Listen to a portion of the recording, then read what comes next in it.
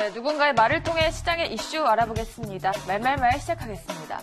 네, 오늘은 이란 외무부의 무사비 대변인입니다.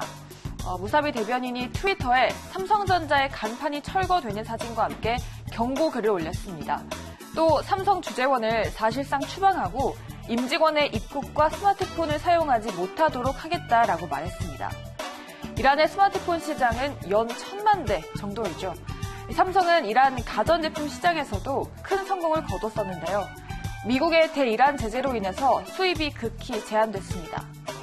또 작년 말부터는 현지 조립 생산도 사실상 중단이 됐죠. 삼성은 이렇게 미국의 제재를 피하려고 이란 시장에서 발을 빼려고 하고 있습니다.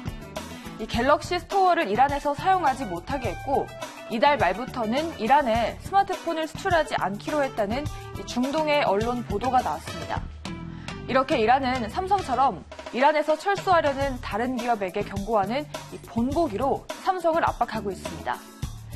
무사비 대변인은 삼성전자의 서비스 제한으로 이란의 앱 개발자들이 큰 어려움을 겪고 있다며 시장 점유율 53%인 삼성이 제고하지 않으면 중국의 화웨이나 샤오미가 점유율을 늘리게 하는 방법도 고려하겠다라고 말했다고 합니다. 다음은 러시아로 가보도록 할게요. 네, 타티아나 골리코바 부총리입니다. 중국인 입국 금지하겠다. 네, 러시아 정부가 아예 중국인의 입국을 일시적으로 금지하기로 했습니다. 러시아인들의 안전과 건강을 위해 중국인들의 입국과 비자 발급을 제한하는 결정을 내렸다면서 중국 내에서도 특정 지역에선 예방 조치들이 강화되고 있다고 주장했습니다. 또 러시아에서는 겨울철 독감 유행으로 인해서 의료기관들의 과부하가 걸린 점도 고려됐다고 합니다. 이렇게 중국이 자체적으로 취한 제한 조치가 완화될 때까지 우리도 강화할 필요가 있다고 판단했다라고 말했는데요. 중국인들의 노동과 유학 그리고 관광 등의 목적과 함께 사적 방문 등도 모두 금지가 됩니다. 중국과 러시아는 최근에 유례없는 친밀 관계를 누려왔었죠. 이러한 러시아 측의 조치에 대한 중국의 실망감은 클 것으로 보인다고 합니다.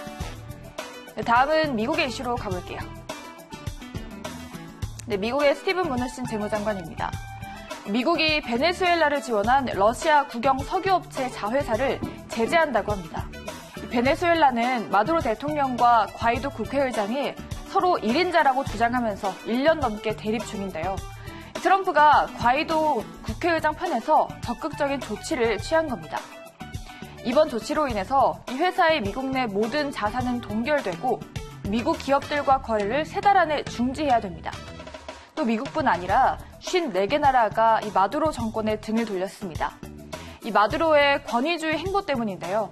또 작년 베네수엘라 물가 상승률은 무려 9,585.5%를 기록했습니다. 경기 침체도 5년 동안 심각한 수준으로 이어지고 있어서 베네수엘라 국내 비판 여론도 거세다고 합니다. 하지만 이 베네수엘라의 외무장관은 우리 석유 산업, 노동자들 그리고 이 베네수엘라 경제를 모두 망치려는 것이다라고 반발했고 여기에 더해서 러시아 외무부도 미국이 세계 패권을 차지하려는 열망이다. 일방적인 제재를 거부한다라고 밝혔다고 합니다. 네, 마지막은 네이버 이슈입니다. 한성숙 대표인데요.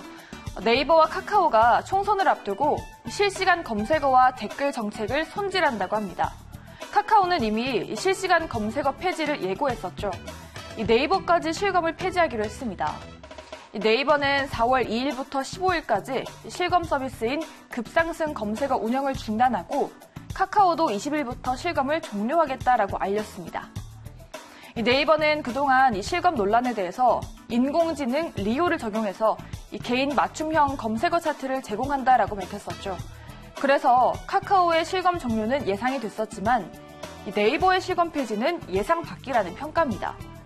네이버는 여기에 더해서 연예 뉴스의 댓글 기능과 연관 검색어를 폐지하기로 결정했습니다. 카카오는 이미 작년 10월에 연예 뉴스의 댓글을 폐쇄한 상태라고 합니다. 네, 이렇게 해서 우리 경제 이슈 4가지 모두 알아봤습니다. 지금까지 말말말 함께 하셨습니다.